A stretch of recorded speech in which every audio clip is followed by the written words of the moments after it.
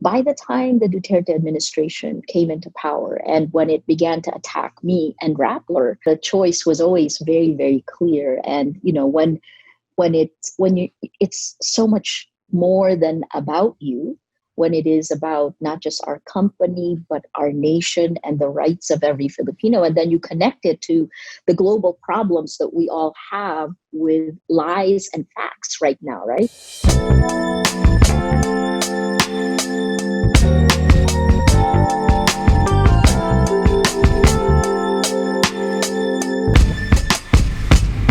Welcome to This Filipino American Life, a podcast that explores the nuanced experiences of Filipinos in the United States.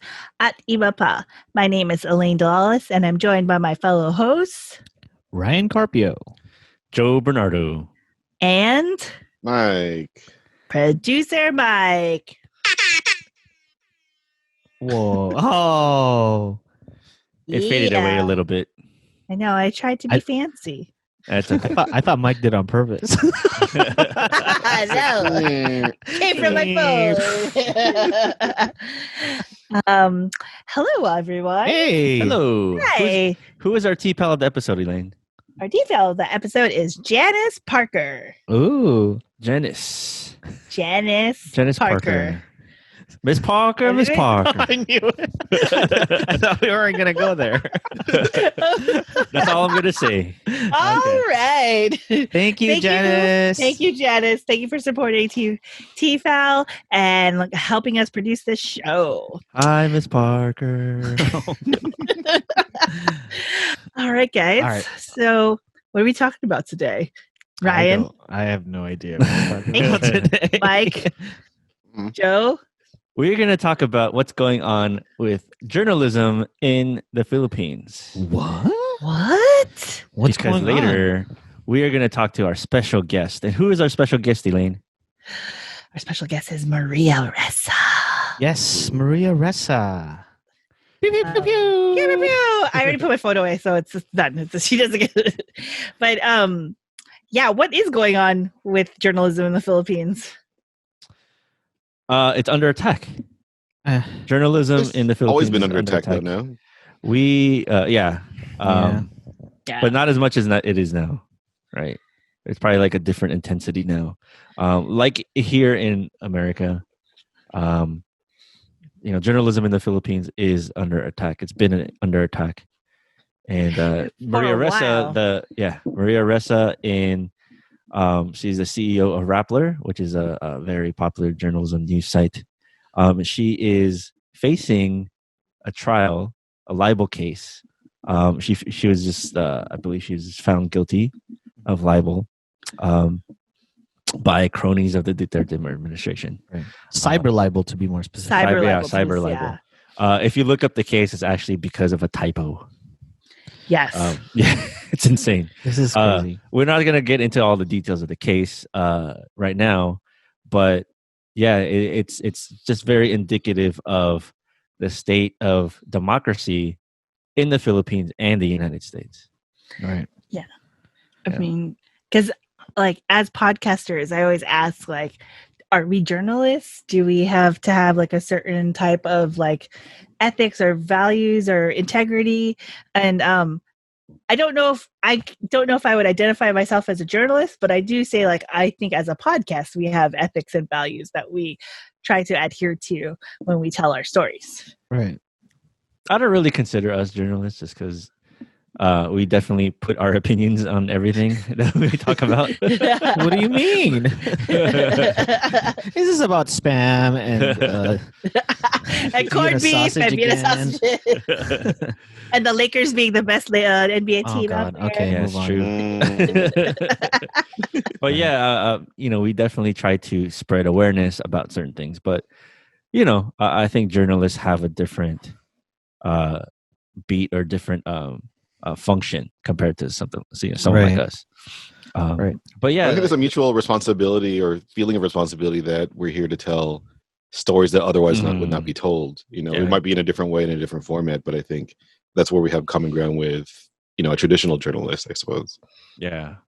But in speaking of news, I want to ask you all, how do you get your news? Well, as I am wearing this hat, this newsy hat,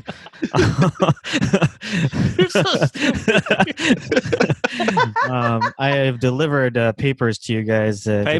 Paper here. Extra. Read all about it. Oh my God, do people even know what that means anymore? I don't know That reference. I know, right? Give me a song from Newsies. Dude, it's all online now. I think how I get my news is usually like Facebook, YouTube. Consumption of news is like fast. I get my news through Joe. Like, what? This happened? Like you and I probably text like random local news like maybe once or twice a day. Right? Totally. Like this person is doing this and this person is doing that. Everything from local to like like town gossip. But seriously, like I don't know if I've physically opened like an LA Times or a newspaper in a while. And the only reason I was doing it is because in City Hall, like people just leave it there, and so I would grab it and do the crossword puzzle. So Gotta do something in the bathroom, right? Exactly. Yeah. But it's, thinking about it, I haven't really watched local news either on television. Everything is Facebook. Yeah. It's Twitter. It's Instagram even sometimes, and it's YouTube for me. Yeah. Which I don't know if it's the best thing. I stopped watching local news. I think I used to wake up in the morning and watch like Channel 7 weather? local news for weather, Yeah. and it would like feed into like GMA. And then like I remember like I just got really annoyed and frustrated with the reporting, so I just stopped. I stopped watching. Damn you, weather. No. well, with the weather, I got bummed that like Garth Kemp got fired because he was like our local weatherman. I don't know who that is. Oh yeah, and then like the Filipina the weather person that Jane Monreal, like when she was traffic when she got let go. I was like, Alita Laresca. Oh, she's Oh, on yeah, a different channel. Yeah. But like there's like once those faces disappeared, I stopped really watching it. And then like I get my news now mostly from online. I like it is pretty much Facebook, but it's also like the links that Mike will send me about random articles, or like I use the Gizmodo blog, like that whole company. So like Kotaku for video games, Jalopnik for car stuff, Jezebel for general what are you saying? Women's. These are these are some websites that give news. Yeah. Like BuzzFeed is more than listicles; there are actual articles. LAist. More local. They had really good stories, and then it went away, but then it came back. Yeah, that's part of the Gothamist network. Yeah. Oh. And then like what else? What else is out NPR? there? NPR? Oh yeah, NPR. Yeah, but like KCRW, NPR. Yeah. I feel like you banned that from our car because I would listen to it all the time, and you're like, I don't want to hear the news. Well, no, because when we drive, I don't want to hear the news. Like, because the news is fucking depressing because it's like all this Trump and like, and it's just like when Trump got elected, I just didn't want to. It was bad for my mental health. Like I felt NPR's music is so cute. They weren't playing music. NPR's music. But I mean, that was like my primary like news source was like NPR. Now that I don't have a commute, actually, I don't right. I'm the same. Yeah.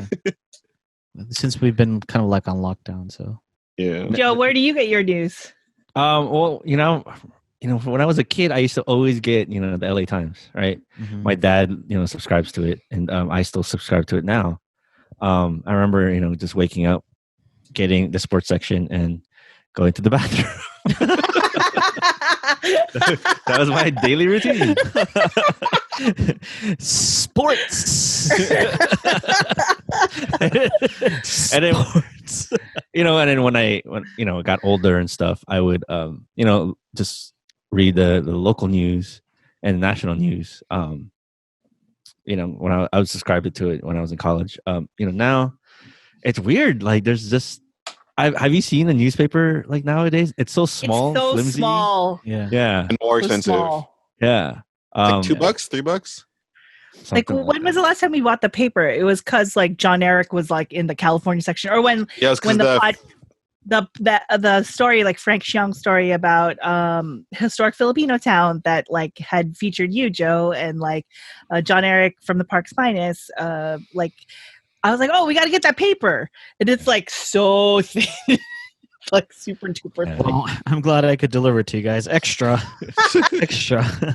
Well, I feel like the end of like what used to be, I mean, there was like appointment TV, and you would like have a certain time you watch TV, and certain shows you would watch certain times, and the news was part of that. And I don't think like in the way that we live now, like we don't really have appointed times for things that we used to. I mean, like that's what I was saying, like I would get the news in my car because that was the one time that was always going to be a certain thing was happening at a certain time.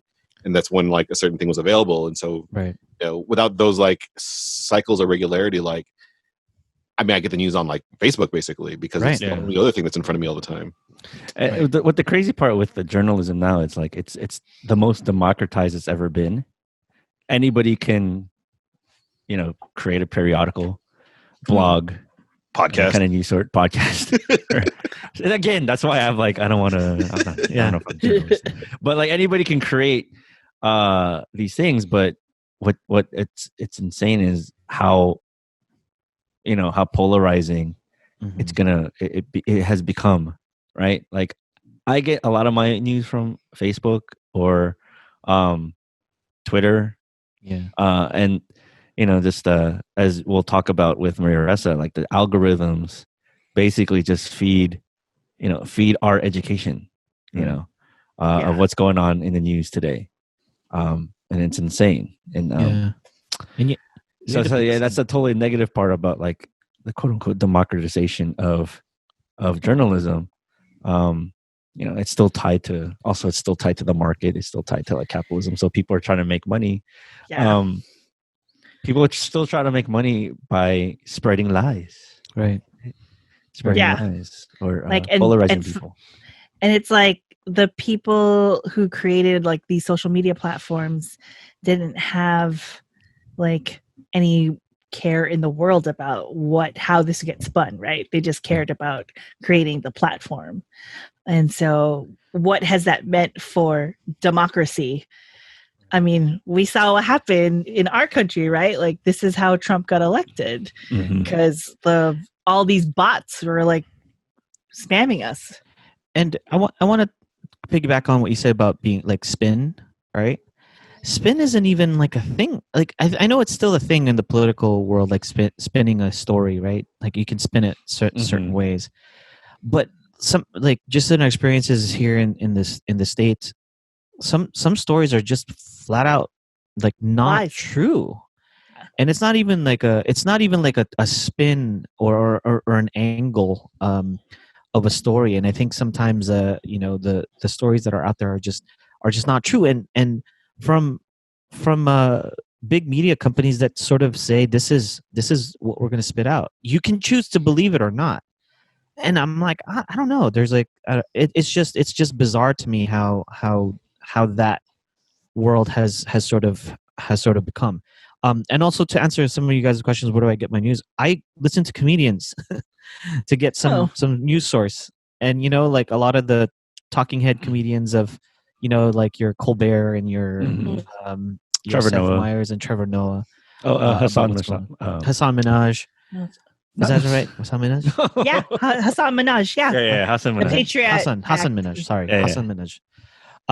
But those are like these are comedians that are bringing to light some of these stories that are important. But I also recognize that they're all sort of leaning the same way I lean, and there's a reason why I listen to them or I pay attention to the news that they give. Yeah, like I listen John to Oliver too. I listen to a bunch of like pop culture podcasts, and they tend to like weave in like within pop culture you hear the news cycle. So I will get like different tidbits about news then.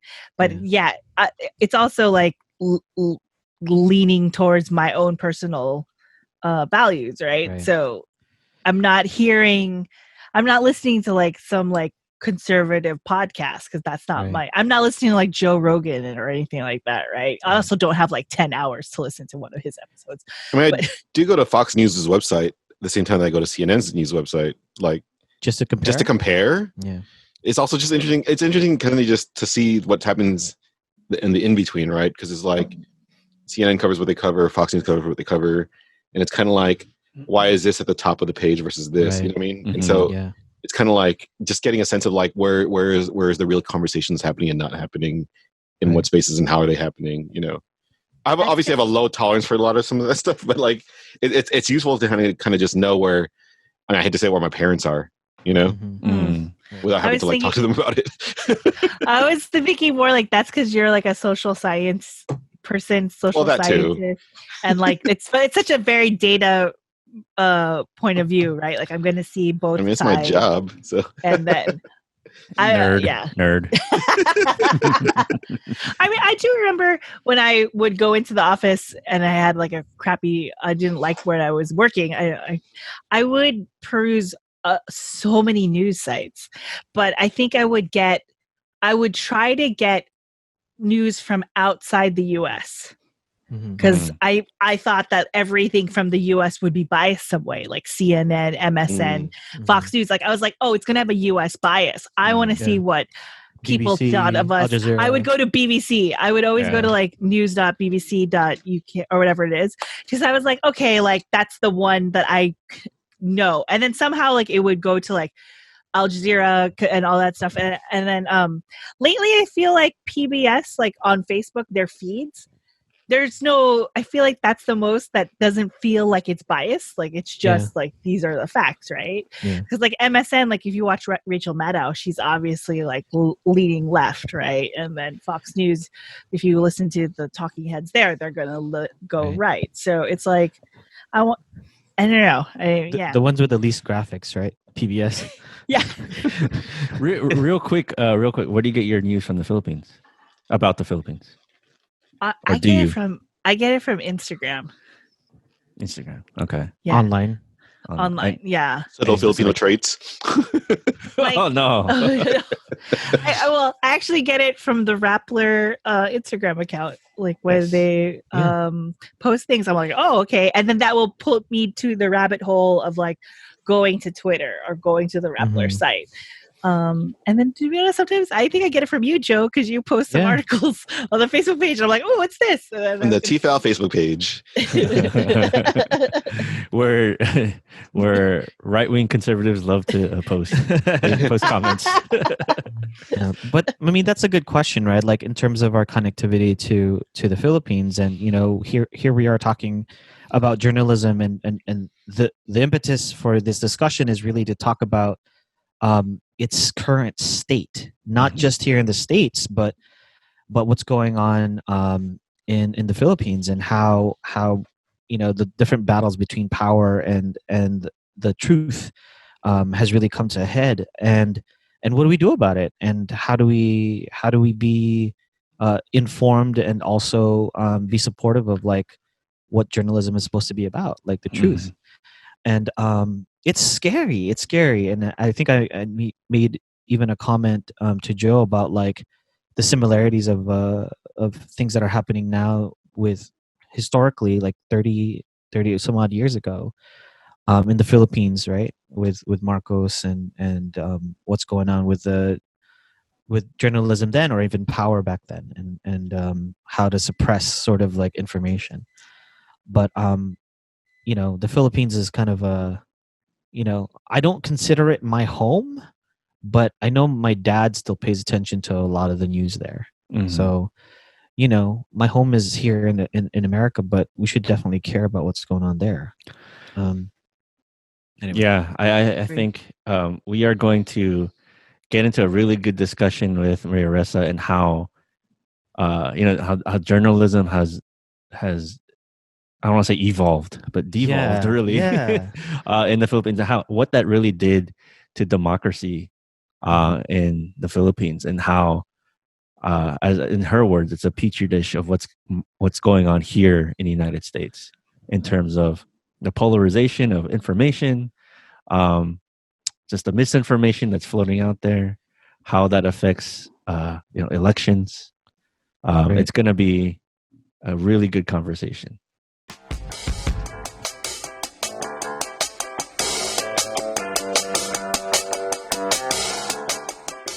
Hey, Mike.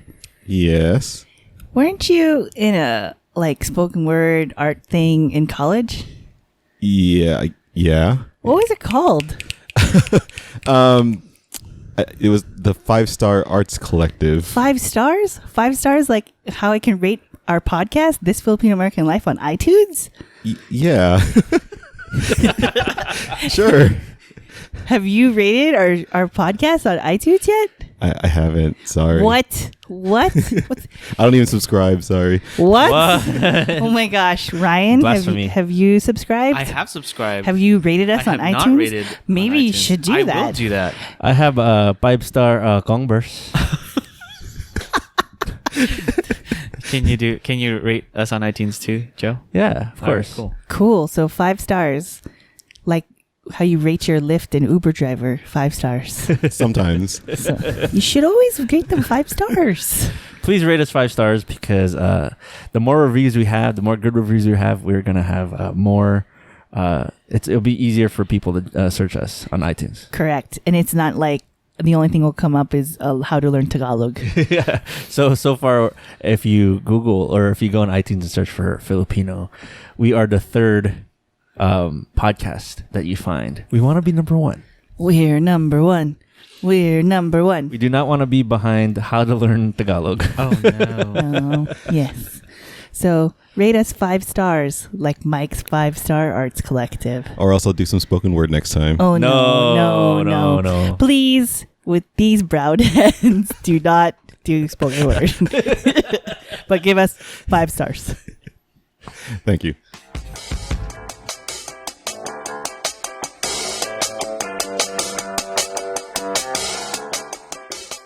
And we're back. I hope you enjoyed that ad. Go buy us a Ko-fi, be a Patreon, buy our merch, all that good stuff. And Yes. right? Yes. And Yes. They should. Write a Ryan. review. Write a review. Write a 5-star review. 6 stars preferably. Yeah. Ryan, Joe, Yes. Mike, Mhm. we have a special guest today. I know. I'm so excited and nervous at the same We're time. so nervous. But hey, Ryan, who's our special guest? Are you going I'm to just really do kidding. this to me? I'm just kidding.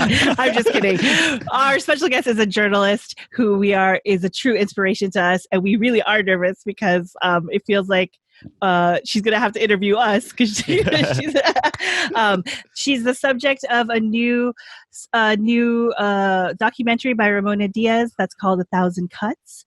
We are so truly honored to have Maria Ressa, the CEO of Rappler and one of Time Magazine's what did they Person say? of the year. Person of the year In 2018.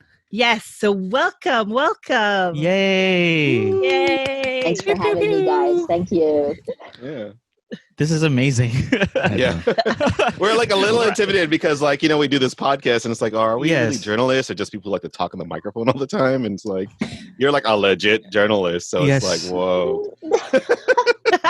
No, but I think I wanted to talk to you because I want to hear where you guys are and what's happening and how you see the world. So we'll exchange if you don't mind. You know, Oh, totally. You are the right age to make a difference. You're the right age to do something, right? Yes. So Yes, we're 25 years old.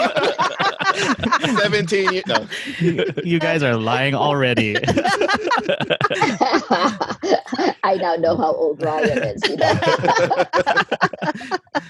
Oh man. So But we should- Maria, where are you right now? Coffee in Manila. It's morning. I'm in my apartment, and this is I'm going to say the 15th week of lockdown in the Philippines, Manila in particular. Yeah. Yeah, we talked to our good friend Isabel Lacson about who is also in Metro Manila, and she shared what it was like out there. And I text her every day, and she was just like asking us, "People don't want to wear masks there. You can't even go down to your lobby in your building without wearing a mask." And I was like, "Oh, well, yeah, it's wild over here." Yeah, it's a little bit different here in the States. It's a literal Everyone, Wild I think, West. Seems like they don't want to wear masks because it makes them look weird. But we do want to get started. Just I know we want to be respectful of your time, and we have so many fun questions for you. But maybe we'll kick it off with your background. want to get started with how you got into journalism, or how was it like growing up in the Philippines, or even experiencing some time here in Princeton, in New Jersey. Tell us a little bit about your background. Well, it's interesting because I would love to hear from all of you about how you got there. But I was born in the Philippines, and then when martial law was declared a year later, my family brought us to New Jersey. And from 1973 until I graduated college, I grew up in this. I was in New Jersey. I went to college in New Jersey, and then when I was graduating college, I was trying to figure out who I was, where I came from, what are my values, very similar to what we talked about before the recording began. Are you Filipino? Are you American? What does being Filipino mean? And my last year in college, I applied for a Fulbright to come back to the Philippines for a year. So I came the other way. And that was important because, as a growing up in New Jersey, I was when we first landed in 73, I walked into a class where I was the shortest kid in class. I was the only brown kid in class. I could barely speak English at that point in time. I remember looking at the mirror, wondering why I wasn't blonde. I'm much older than you, so this isn't politically correct to say now, right? But that is what I lived with. Why wasn't I blonde? Why can't I speak well? I remember practicing my words so that I can be understood. And then slowly, I think most of my schooling years and going into college was all about trying to prove you're good enough. Academic excellence, extracurricular activities. And then when it all ended, it was really, how do I choose the path? And I needed to go back and see what the Philippines was. I got here in 1986 when all hell was breaking loose, and it was exciting time. The Philippines led the shift to democracy in globally, right? 1986 was people power. And I never left, really. Wow. I never went back to the United States to live. Although I began working for CNN in 1987. And I opened the Manila Bureau here. And then in 95, I opened the Jakarta Bureau for CNN.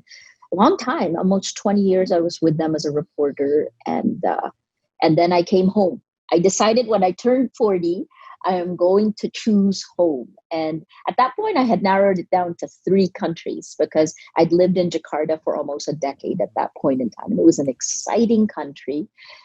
But if you live in Indonesia, you're never going to really be part of it unless you're Indonesian. That's how strong their nationalism is. So that was knocked off. Then it came to the Philippines or the United States. And I felt at that point in time that the Philippines was exciting because it was a country that was putting itself together. It was being built in front of our eyes, while I thought the United States in many ways was a country that was deteriorating.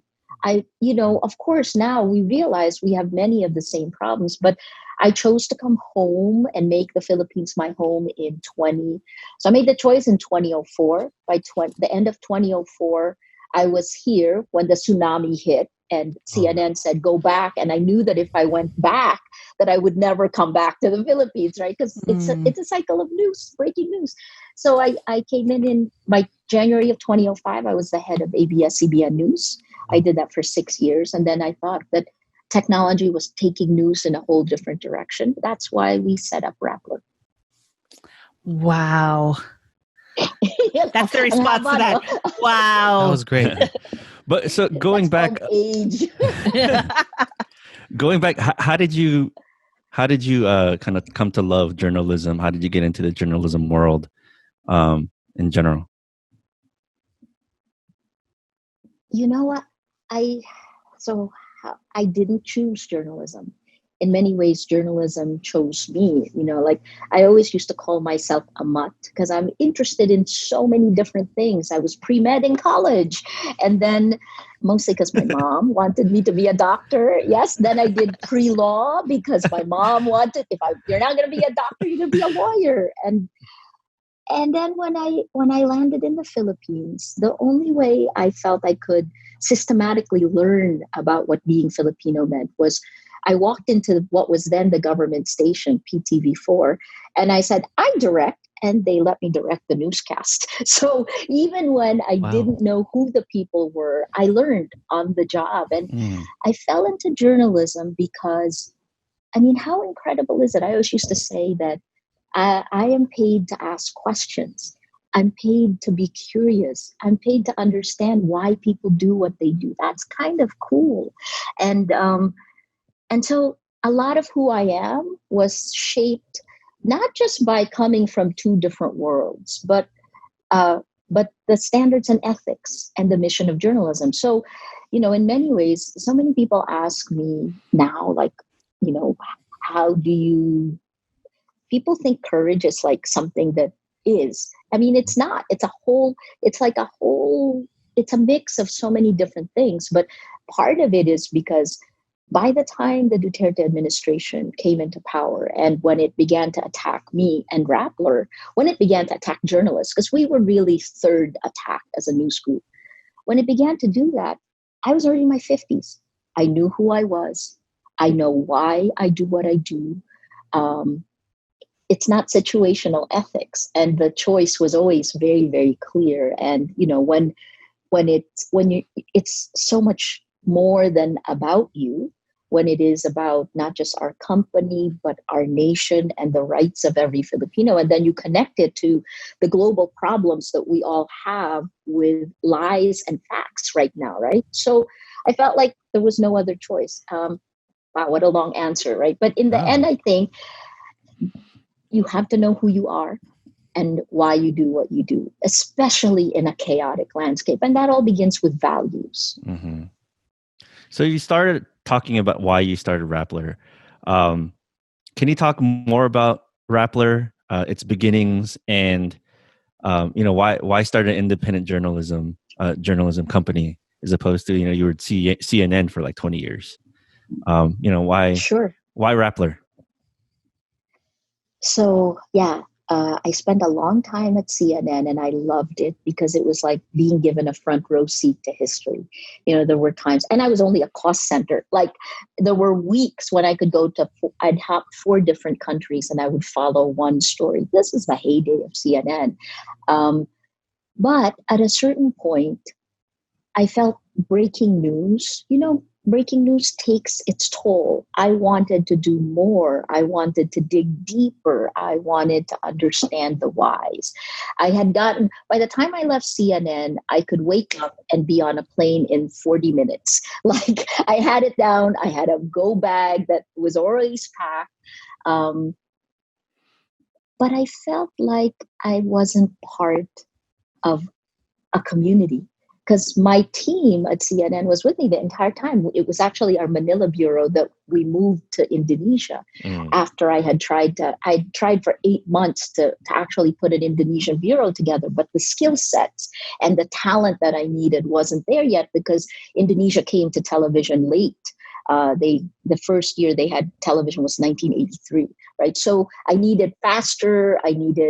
So I brought the Manila team over to Jakarta. And I felt like I wanted to build something. I didn't want to just tell people what others were doing, which is what reporting is. The time I was with CNN, I learned that there were only 8 archetypes for every story. And this is The Power of Myth. There's a book that I read this when I was still in college. And then when I started doing the stories, by the 10th year, I realized, oh my God, every story fits 8 archetypes. And it is the power of myth. It's exactly that, regardless of culture, strangely enough, right? Because people will always say Indonesia is very different. It's not. People are people are people. And then when I wanted, the last years of CNN, I had focused on leaders. Both good and bad. I also focused on terrorism and how the terrorist networks had grown, how Al-Qaeda had spread this virulent ideology globally and hijacked homegrown movements. We see this happening still, right? Leaders determine where their organizations go, whether that is a club, a company, a country. And the weakness of the leaders inevitably becomes the weakness of whatever it is they lead. And I thought that the best leaders guard against their weakness. So these were all lessons I had learned. And then by the time I decided to come back to the Philippines, I thought I was old enough to have real experience, but young enough to not mind working really, really hard and to try to build something. That's why I came home. I wanted to build something. Sorry, I'm not answering your question about Rappler. So 6 years with ABS-CBN, right? So the traditional, I managed about 1,000 journalists inside a newsroom that was multi-platform. It was incredible skills for me to learn to actually manage a P&L. Unlike CNN where I was just a cost center. So I learned to manage the business. I knew the skills of a traditional news group, when you're managing it, is all about efficiency. And so when I first came in, it was this is really bizarre, but I got industrial engineering graduates and students to shadow every single key post inside the newsroom. And then we put a Gantt chart together where we could see what's critical. Where does it all come together? Where are the bottlenecks? So most of those 6 years was about efficiency. When you are focused on efficiency, you can't be focused on innovation. And in that time period, technology disrupted.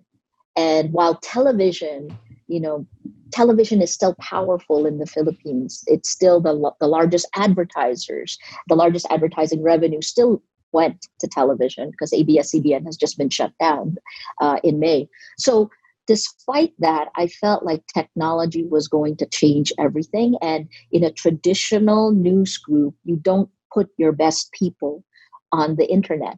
In fact, you put your youngest or your least, you didn't put your best. and that was because of where the money was coming from. Right? So why did we set up Rappler? It was, I took a lot, the 4 founders of Rappler all were part of my management team in ABS-CBN. They are incredible. My 3 co-founders are also women.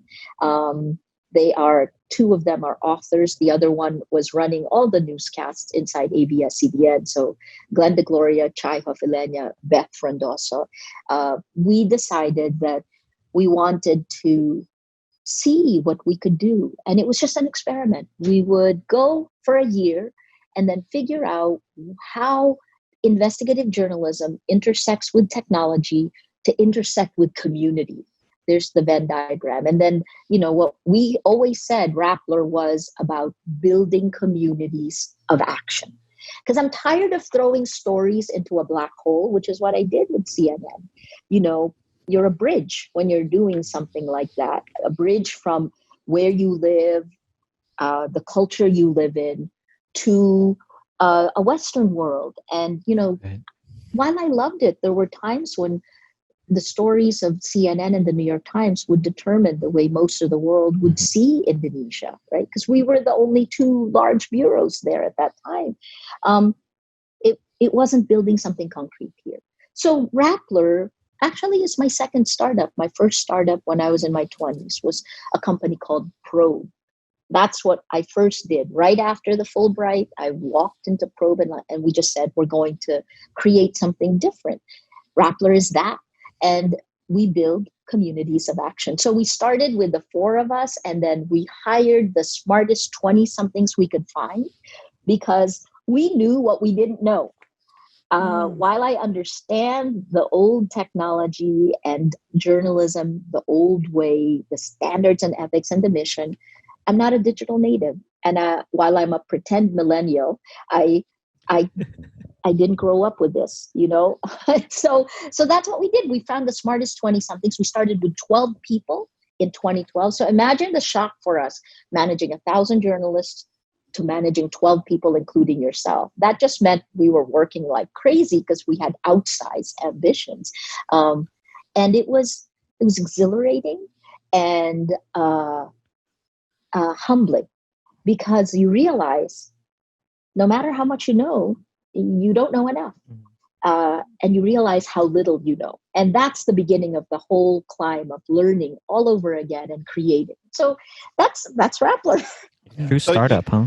Yeah. You mentioned the technology imperative, but what was what was the state of journalism? I mean, it feels like 2012 feels like a million years ago at this point. But I mean, what was the state of journalism, especially in the Philippines during that time? And was there an imperative around that as well? Yeah, I mean, for us, we wanted. So by that point, I had already worked for the largest television news group, right, which is a corporation, which is connected to other business interests. And my old boss, Gabby Lopez, will always say I'm very stubborn. But so are the women of Rappler. Rappler's now about 100 people. Our median age is 23 years old. We're 63% women, not by choice. We want more men, but we work really hard. And I guess what's the difference? Independence is it, right? Well, here's the thing. Our shareholders agreement in Rappler actually stipulates that the journalists don't just have editorial control, we have economic control of the company. And that's that amazing. is, to me, the big difference. And also probably part of the reason we can push back when you come under attack by government, because we have no other business interests. We're not backed by any other big business. This is exactly how we want to be. Like, no one else can tell me what to say, right? Those are very good things. Yeah.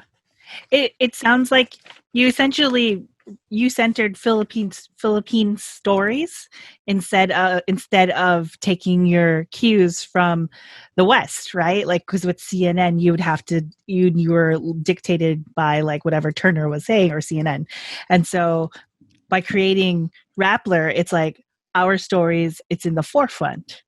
And I feel like that's kind of like the spirit of our podcast, right? Like it grew because we wanted to hear our stories, like Filipino American stories. And so it's like, you have to find a way to center yourself. And like Toni Morrison said, like, if you don't see the book that you want, you got to write it yourself. So this is us like writing our own story. I mean, I'm paraphrasing an amazing person. No. That's actually, Toni Morrison was a Princeton professor. So, right. So yes, I absolutely agree with that. And that is also why I wanted to talk to you guys, because I think not enough voices like ours, like the world right now is hell bent on these polarities that frankly isn't reality. And it's navigating the grays and choosing the parts, the values that make you who you are. Filipino Americans haven't had enough of a voice. And, even when you say Filipino Americans, there's also a spectrum. Those who are more Filipino, those who are more Americans. And then, like I always say, what I've learned in the time period, and I'm much older than you guys, but what I've learned is that oftentimes I feel most American when I'm with Filipinos, and I feel most Filipino when I'm with Americans. But I've spent my life trying to put the best of both these worlds together, because I think, they've made me who I am. My values are determined by that. So anyway, sorry, but what you were saying, the other thing I would add to what you said, Elaine, is T.S. Eliot's Tradition and the Individual Talent. He talks about how when you read a piece of work like Shakespeare, when you read it before, right? He says the way you appreciate Shakespeare is affected by the very last novel that you read, and the very last novel that you read is affected by the fact that you read Shakespeare. Wow. It's kind of cool, right? Tradition and the individual talent. Yeah. I love that, because I also think that's how we build identity. It shifts, it changes, but the elements that are there help determine who you are. So part of I'm going to piggyback on Elaine's here, but also lead into our kind of like our next segment. But this podcast for us is really kind of it's from the heart. A lot of the things that we talk about are things we want to talk about and share with folks out there. We are not journalists. We are a bunch of friends that really wanted to share the Filipino story. But I wanted to go into kind of like this segment of like sharing that Filipino story and kind of get into kind of what's currently happening with you and that story. You're sort of our story today. Like, we want to learn more about, we were talking about journalism in general, and we're probably going to ask more about the, that culture of journalism. But the hot topic of the day is your relationship with our president, Duterte, or the president of the Philippines, Duterte. I'm like, not our president. We have another you know what? one. I'm trying to avoid our president Very too. So similar. I don't even know what I'm saying about presidency. So. We're in a liminal space right now. But maybe you could give us a bit of a recap. So for our audience who don't know about your current situation, about cases brought up against you, the current libel case against you, and what has happened, maybe you could give us a brief synopsis of what's been going on. Yeah, sure. So I'll just put it in the context of technology, because I think that's what the U.S. and the Philippines have in common right now, and frankly, the Philippines is the petri dish for the manipulation that the U.S. is going through. Right. So it all began in. So let me tell you how old I am, in the sense that by next year I'll have been a journalist for 35 years. 35 years. And what we've seen in that time period, I've been a war zone correspondent, a conflict reporter. It doesn't compare to anything that we are living through now. You say you're not a journalist, but even the phrase journalism has shifted so much. And the only thing that I would say is that anyone who publishes today is a journalist, but journalists adhere to these standards and ethics, to this mission of holding truth, holding power to account, right? Pushing for truth, the mission. That has always been our mission. I'll just talk about our story in the context of what's happening and how the world was turned upside down. And that, frankly, is primarily the fault of Silicon Valley companies, the United States, American companies that are social media platforms. So these social media platforms in 2016 enabled narratives like this one, the exponential attacks against us. Well, first, we came under attack in 2016 because we challenged impunity on two fronts. A very brutal drug war that President Duterte launched within hours of taking office, and then the impunity of Facebook, of social media platforms in the Philippines that have enabled the rise of populist authoritarian style leaders like Duterte all around the world. In 2016, once we did these stories, all of a sudden I was pounded with an average of 90 hate messages, 90 hate messages per hour. It was a new weapon. And one of the narratives thrown in 2016 was, Maria Ressa is not a journalist, she's a criminal. And the first time someone sees that, given that, I've lived a very public, my career is pretty public, right? And people who heard it first in 2016 were like, oh no, they laughed, right? That's so stupid. But when you repeat it a million times, you pound it a million times, people begin to doubt. By 2017, President Duterte, other government officials started saying journalist equals criminal. By 2018, the government filed 11 cases and investigations against me and Rappler. In 2019, they issued 8 arrest warrants, 8 criminal charges, and those cases went to court. And I was arrested twice and detained once, right? So I called out weaponization of social media, and then weaponization of the law, abuse of power. That's actually what they did by keeping me in jail overnight. 2020, fast forward to June 15th, 2020, and a cyber libel court, the Judge Montesa, rules that we are guilty of cyber libel, a crime that, for a story we published in 2012, when the law we allegedly violated didn't yet exist. So she says guilty, i.e., look, from 2016 to 2020, guilty, journalist equals criminal. Journalist equals criminal, laughable, journalist equals criminal. And that's the arc of democracy's death by 1,000 cuts, right? Because reality is fungible when facts are fungible. And what's happened is that social media, the way it's designed, I call it a behavioral modification system. They are, we put in our data and we give it our souls in in ones and zeros in data. And it knows us far more intimately than our most intimate relationships. And then it takes all of that using machine learning and artificial intelligence to pull out patterns and trends. That's how it makes money. And then it sells our most vulnerable moment to a message, right? Where it can affect us and change the way we think and the way we act. And that can be sold to the highest bidder. And that can be a country or a corporation. Then it changes our reality. And that's journalist equals criminals in the Philippines. What about the United States? How about the Mueller report that actually laid out that, Russian disinformation networks targeted Americans. And one of their first fracture lines of society that they targeted is race, identity, Black Lives Matter. And they were on both sides of this, right? So you fast forward 4 years from 2016, when it's still largely unchecked.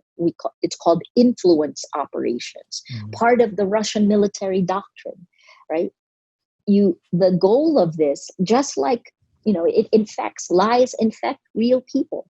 And fact checks can't change the way they think because cognitive bias kicks in. The fact checks never reach the same number of people because on Facebook, lies laced with anger and hate spreads faster than really boring facts. And what it does is it pulls society apart. It radicalizes both sides. So let's look at it something like this where, we're all in the center, which is where facts are. We agree on the facts. That's how it began.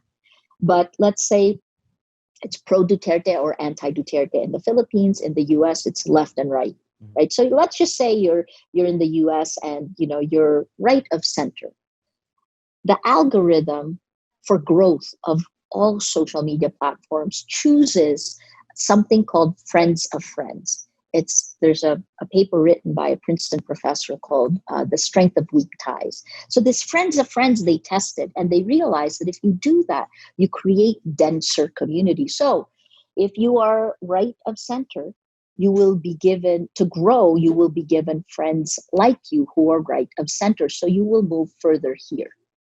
And then if you're left of center, you will be given friends like you. And because they're all like you, you will move further here.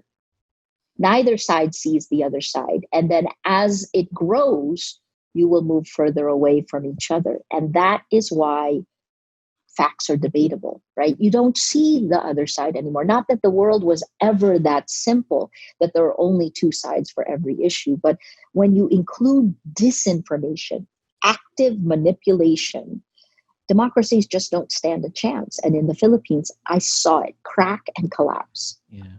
It seems like disinformation is also something that different organizations actually brag about, like that like they don't even, it's not even something that they hide. It's something that's sort of blatantly out there, which is really surprising to me. So I just wanted to make that with pride, right? Right, they right. do it with pride. Like even our government in the Philippines, one of the undersecretaries said, well, why should it? Of course we have propaganda because that's what governments do.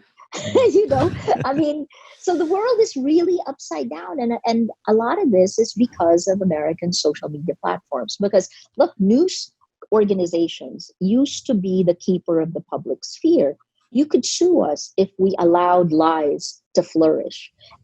We were accountable for it. But we lost the gatekeeping role to tech platforms. The world's largest distributor of news today is Facebook. And the tech guys, while they took the distribution and the money that comes with it, they abdicated responsibility for the public sphere. Not realizing, I think, because I don't think they're evil innately, not realizing how it would weaken democracy. But as early as 2017, all of the research reports had already started saying it. Freedom House in November of 2017 said that cheap armies on social media were rolling back democracy in at least 27 countries around the world. A year later in 2018, Oxford University's Computational Propaganda Research Project, they said that it almost doubled from the year before. In 2019, their number was at more than 70 countries around the world. And that includes my country and yours. I wanted to to. I feel like I'm in a master class right now. I know. Like I feel like I'm in a master class of like Sorry, journalism. I'm geeky about these things. No, this is amazing. This is it's fascinating. It's like journalism, poli-sci, like democracy, government. It's just I feel like I have like a notebook and I'm writing down, trying to write. Even though we're recording it all, I'm still like writing notes. I'm like, Elaine, we could just play it back. I know I'll listen to it, but still, I want it for my own record. I wanted to kind of go off of that, when you talk about the different algorithms, and now talking about like what we're gonna believe, right? And so we certainly have like I want to get into what your current situation is in the Philippines. How believable or how seriously do you take the threats that have been made on you? Are you ever scared? Is it part of like a whole, how do you take that, like the threats made on you? Pragmatically. Okay. I mean, what we know for sure is that online violence leads to real world violence. And the kinds of attacks that have been focused on me and on Rappler and on our young journalists are inciting to hate. That's the other part. The definitions of the social media platforms are so crude when it comes to hate speech, right? So when all of the attacks began in 2016, I offered, we gave counseling. We told our team, anyone who is dealing with this stuff, that's our social media team, our reporters on the front lines, anyone who wants to can get counseling. And the irony, of course, is we realized that the kind of help that they needed wasn't in the Philippines yet, because this was a brand new weapon, right? Attacking you like this, it's death by 1,000 cuts. I use that all the time. And I took that phrase, not from Taylor Swift, but from terrorists, I mean, that is the way Al-Qaeda used to say they will bring down the United States, death by 1,000 cuts, because their timetable is centuries, while the US is like 4 years for every administration. So death by 1,000 cuts, right? So we sent them. We had to ask DART to come in to train the trainers so that we could get help, because it's psychological. It's cyber. It's a military response. It's meant to make you doubt yourself. When you get attacked this way all the time, the first impact is to take your narrative out, to stop you from doing your work, to make you doubt yourself.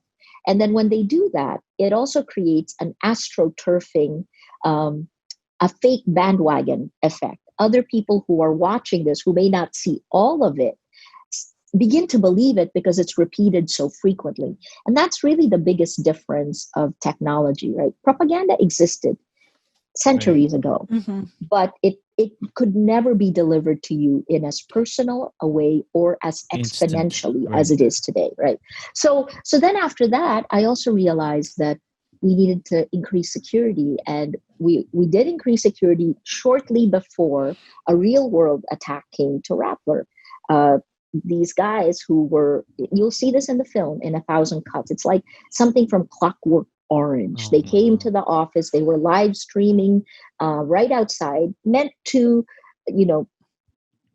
intimidate. So I will be careful not to say anything libelous or slanderous. Yeah. But obviously, what they did was to incite hate, because while they were live streaming it, they doxed our address. They told everyone to come to Rappler and burn it down and let them know. So all these threats were crossing, shoot them dead,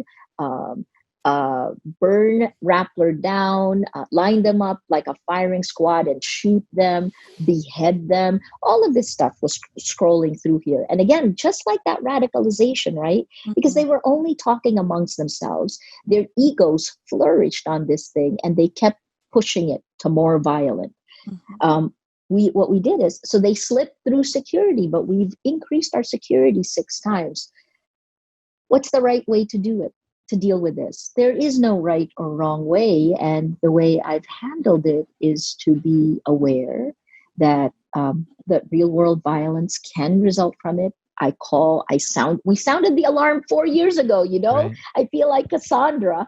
And then I've had to, because we were attacked bottom up with social media and then top down with the law. Well, more than that. President Duterte has now called us many names. I try not to take it personally because in the end, I'm just doing my job. And even the way journalists now describe what we do, they say, the critical Maria Ressa, I didn't set out to be critical. But when you're doing something bad and I try to hold you to account for it, like killing people, and when the president actually admits it, what else can you say? In October 2015, before he decided to run for president, I went back to him because I've interviewed him in the late 80s and he remembered that, but I went to TFAL and I interviewed him. And his interview was quite refreshing. It's also in 1,000 Cuts, a clip of it, because that's where he said he admitted to killing 3 people. Right. So how do you deal with this upside down world? And then in 2016, I was one of 4 reporters that he gave an interview to at the Palace, December of 2016. I asked him whether his leadership needed to include violence and fear. And he absolutely said, yes, of course, that's what Filipinos need. That's why they elected me. So here we are today, we're still doing our jobs. We're still doing investigative journalism. We're holding power to account. And the most recent numbers that are changing in front of our eyes is the number of people infected with COVID-19. Yeah. So, telling the truth is something that I hope our government takes seriously soon. So I want to ask, we're in the United States, and a lot of Western media and American media has painted, Duterte as a warlord, whatever, dictator, what have you. How popular? I don't know how you can gauge it. How popular is Duterte in the Philippines? And is this something where he's so popular that the junk terror bill that's going to could be signed, like that people won't even care if that happens? I think there's been an outcry about that because I think people are afraid, right? So again, violence and fear, right? Think about that as our landscape. For President Duterte, his popularity ratings average are around 80%, right? But I think there are 2 caveats for that. The first is that these Pulse Asia and social weather stations, surveys that have been around since the 80s, since post-Marcos, they don't include how you can account for fear, right? In an environment where violence is a part of our lives. And when they do these surveys, at least before the lockdown, they went to the homes of families. So people go into your home, most likely your barangay captain, your village chief has given your name. So you know that you're on a list. In that climate, I actually have asked all of them. So how do you know that they're telling you the truth? How do you know that they're not afraid? How do you, because we can see it. We can see all these inconsistencies in the statistical surveys. And then the other thing is take a look at what's happened in Venezuela. Statistical surveys follow the downfall to dictatorship. I mean, in other countries around the world, right? And then the second thing is you have to account for the propaganda machine on Facebook. Again, the astroturfing effect, the bandwagon effect, right? When misleading news or just outright lies, like the Pope endorses Duterte for president. I mean, there are all these things. Duterte is the most wonderful leader we can ever have. Or when he falters in the COVID-19 response, because the government has largely failed in this, except for the lockdown. That was good that they did that, but it's now 15th week, right? It's the 15th week.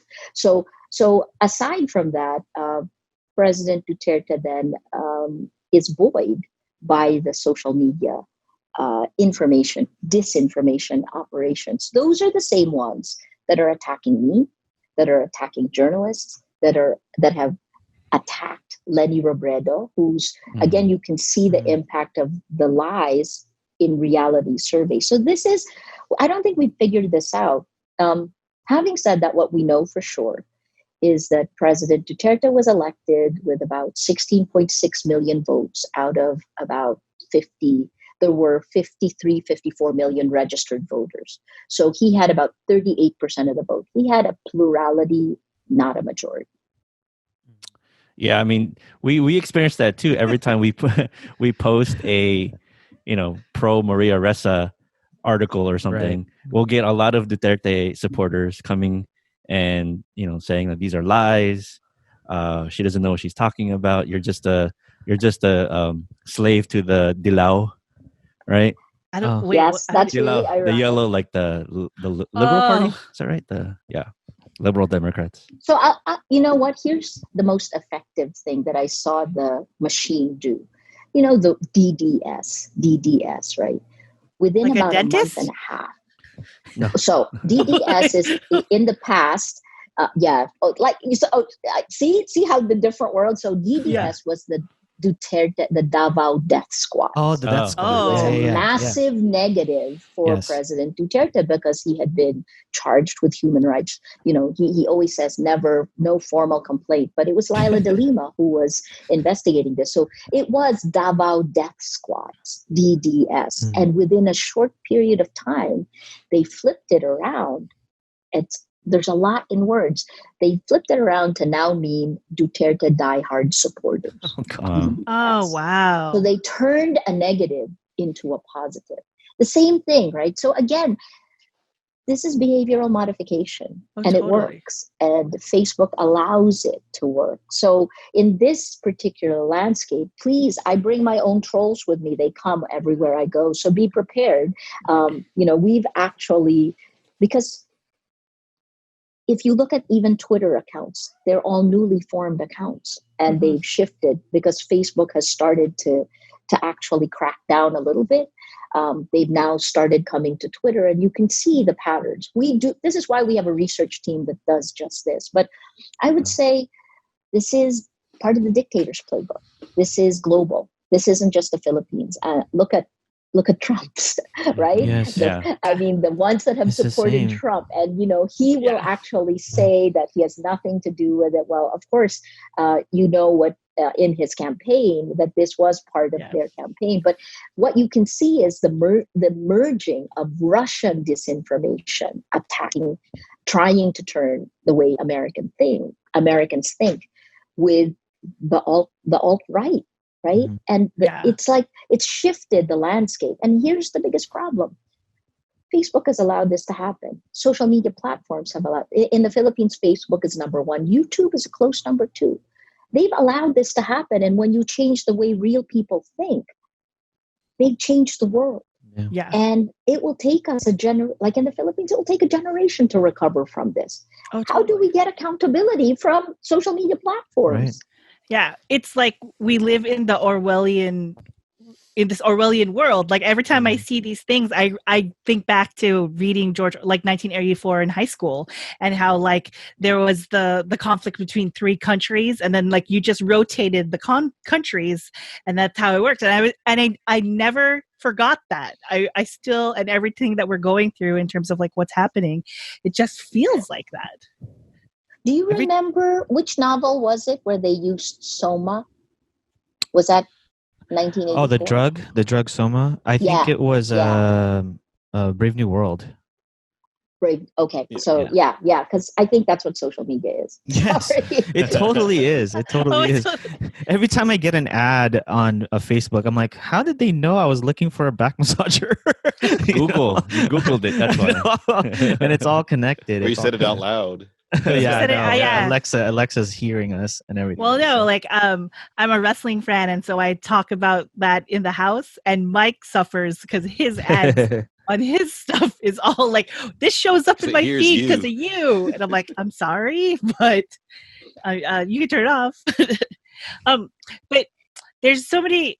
We are Filipino Americans, right? And so we like the question I want to ask you is, why should Filipino Americans care about what is going on in the Philippines? Because like we said, like how do where you go, it's your identity, so you wonder like if you're Filipino or you're American, you're Filipino American, but then like why should Filipino Americans care about what's going on in the Philippines, and how can Filipino Americans show their support?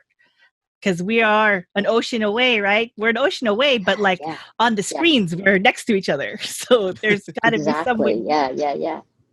So I think Filipino Americans, we are amorphous in the sense that, we've in many instances, I'm really glad you guys are owning that identity. But even then, right, you're Filipino or American, or we've never coalesced into one group in the United States because we were also torn apart by the regionalization that we bring from the Philippines to the US.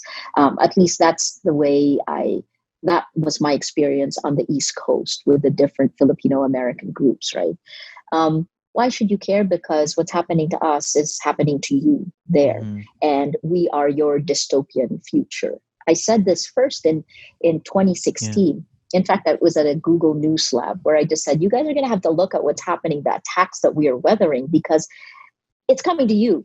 And then Cambridge Analytica, the whistleblower, Chris Wiley, because it's last year, I cornered him somewhere, and I asked him what role the Philippines played, and he said the Philippines, like other countries where regulation is weak or non-existent, is a petri dish.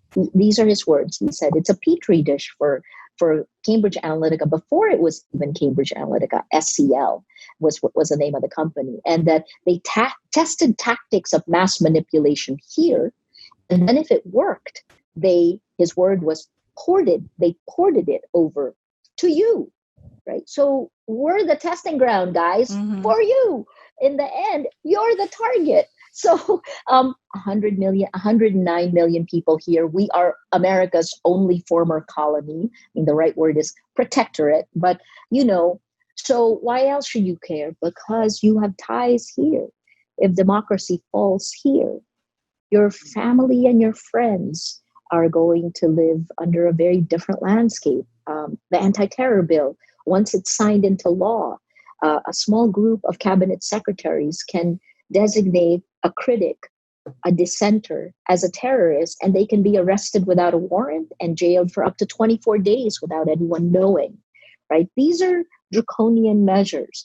So I think first, for the personal ties that you still have and the family you have here, it's time for alarm. It has been for the last 4 years, but now I think everyone realizes we're looking over the precipice and we're about to fall off. And then for where you live today, it's really sad that both my countries are in dire straits, right? I mean, we look for moral leadership all the time. When you talk press freedom, when you talk the values that are embedded in the Philippine Constitution, which is essentially taken off from the U.S. Constitution, right? They're nearly identical with minor changes. These values, not enough people are talking about them, and we will lose democracy. So I guess the last part is we're standing on the rubble of what used to be. If anything, we just have an illusion of democracy because that isn't the way it is in practice right now. And in the Philippines, what we've seen as ad hoc attacks, ad hoc abuses of power are now being codified into law, right? That's what the anti-terror bill is doing. This is what the decision, my conviction, is doing. Because imagine, in order to even get this case to court, they had to admit that they would change the statute of limitations for libel from 1 year to 12 years. And then they had to take this concept of republication. That now applies to every Filipino. So I think that I go back to these values that are incredibly important. And whether you are standing up in the United States or in the Philippines, this is one of those times when the world is turning back towards fascism. And social media platforms have enabled this. And here, this is the time period. I went back over history books. This is the time period where silence is complicity. So you have to add your voice, and there will be consequences for speaking up. I wish they weren't my consequences, but good God, I feel like I've spent my career going to the gym. I'm ready for this. They're not going to scare me. Somebody will have to always put their signature on every step where they try to cut down the Constitution and they violate my rights. And if I don't get justice now, I will get justice later because we are on the right side of history. So thank you for that. Thank you for saying that. I know you have to go, and but I wanted to ask you, what do you think is kind of the future? We're living in this current dystopia. What is the what do you think the future holds? Do you think the nation state will go away? Do you think we're going to go through a whole period of fascism, as you mentioned, before, I don't know, another world war happens or something? Yeah, isn't that crazy? Yeah. No. I mean, thank you for asking the question. So I really started thinking about this maybe 2017 and 2018. Madeleine Albright wrote a book, right? She also comes from more than one culture, and she wrote this book on fascism. And then the other historian I love is Timothy Snyder. He's a Yale historian. He wrote a book. It's a very short book, about 150 pages. It's called On Tyranny. And Oh it's my very gosh. descriptive, right? He gives you 20 things to do to stand up against tyranny. And one of those things is don't give up your rights voluntarily. Again, I'm paraphrasing him, but that sticks in my mind. Don't give up your rights voluntarily, because when you give it up, you're never going to get it back. What is it going to be? This is like that Maria Rilke quote.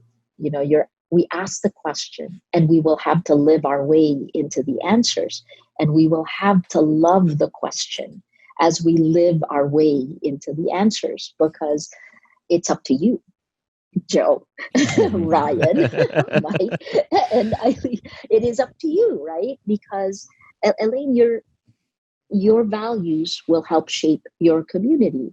I think I had to give. I was very thrilled to give the commencement speech to the class of 2020 at Princeton this year.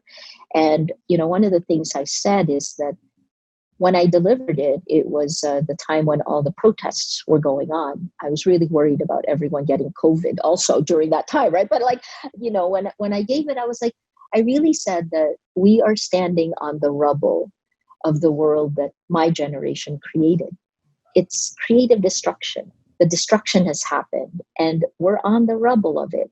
And your question now for you is, you have to actively create the world you want. And that is an incredible opportunity.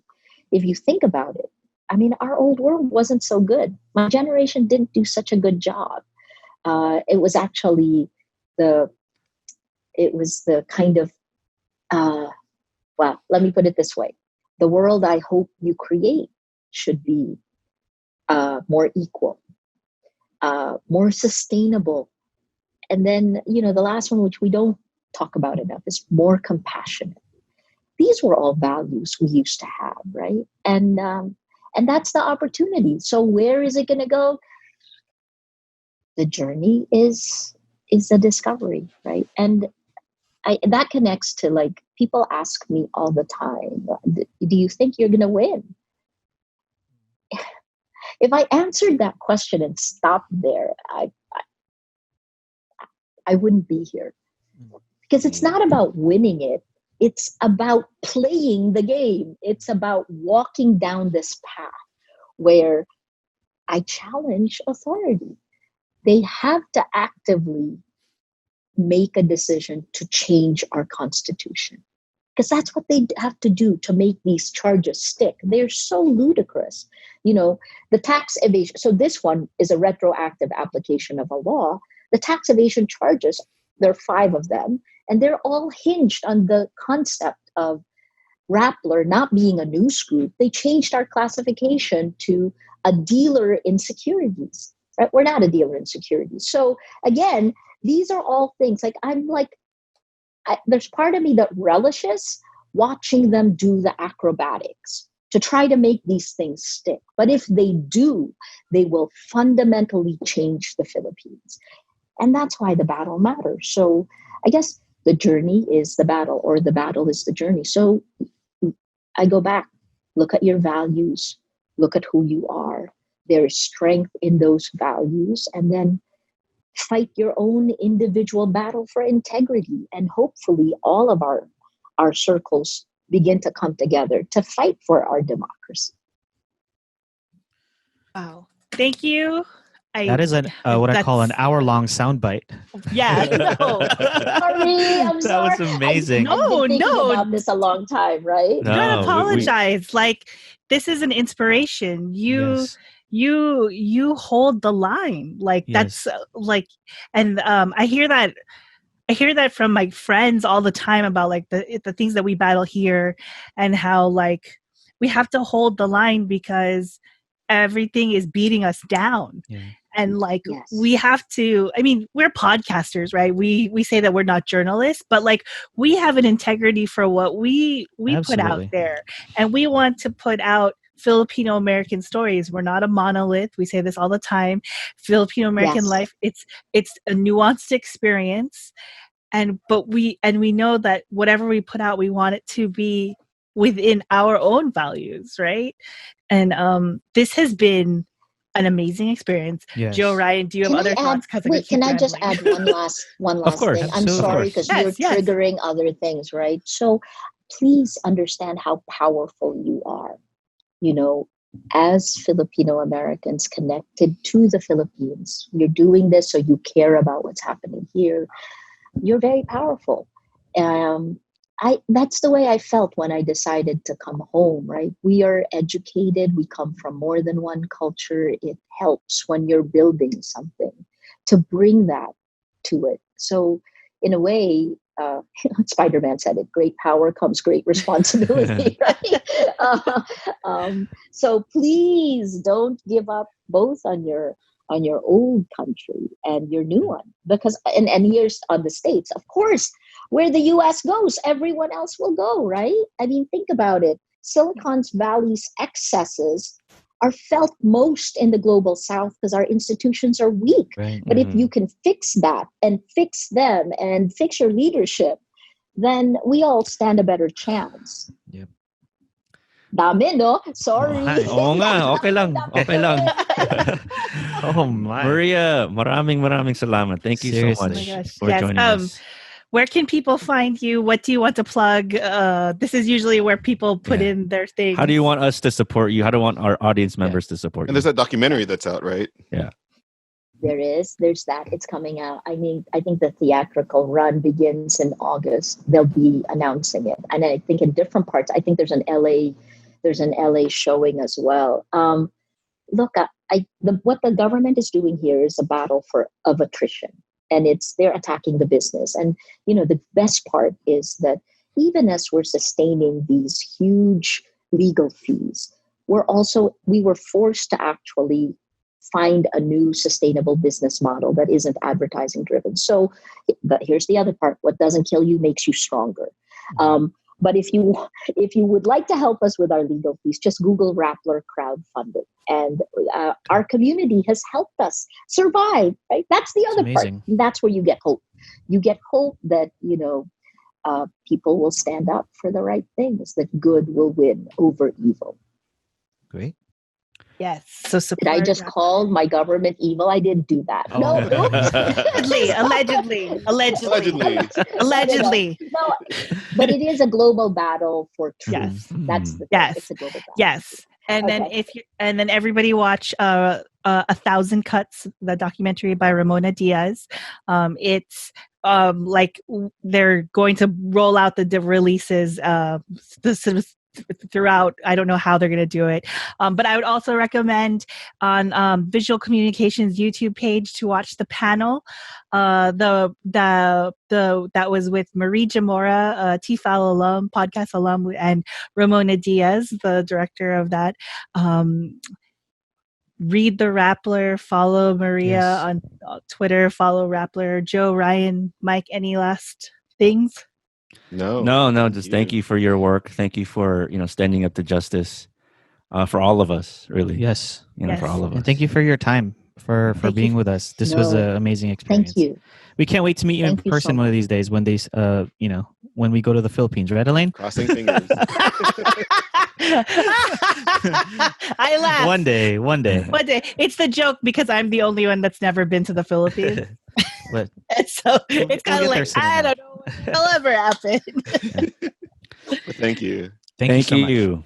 Thank you again. Thanks. Bye-bye. This Filipino American Life is produced by Michael Nailat. Our intro and outro music is by Roger Habon, aka 10.4 Raj. Resident reality checker Girly Colado, legal advisor Rianne Fajardo, and graphic design by Vincent Collyer.